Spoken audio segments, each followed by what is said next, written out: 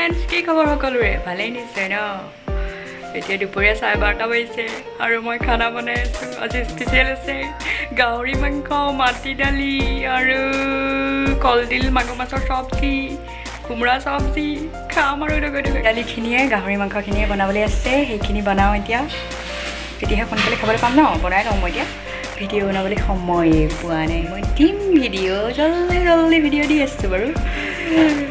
কিন্তু যেতিয়া সোনকালে সাৰেই নাপাওঁ, ঘৰৰ কামেই কৰি শেষ নহয়, ভিডিঅ' বনাবলৈ সময়ে নাপাওঁ ন। বৰ প্ৰব্লেম হৈ গৈছে এতিয়া। সিমানেই এইখিনি গাহৰি মাংস বনোৱা নাই, বনাম এইটো বাহিৰত বনাব লাগিব। আমাৰ শাশুমায়ে নাখায় যে, সেইকাৰণে মানে বাহিৰত বনাব লাগিব। ভিতৰত এতিয়া তৰকাৰী ভাজি বনাই আছোঁ। এতিয়া লাষ্টত গাহৰি মাংসটো বনাম আৰু। ইফালে এয়া মাটি দালি বইল কৰি ল'লোঁ। এয়া কলডিলৰ চব্জি, মাগুৰ মাছৰ সৈতে এয়া কোমোৰা চব্জি খিনিও বনাই হ'ল। গাহৰি মাংসৰ সৈতে ৰুটি খাই ভাল লাগে, সেইকাৰণে ৰুটিও বনাই ল'লোঁ।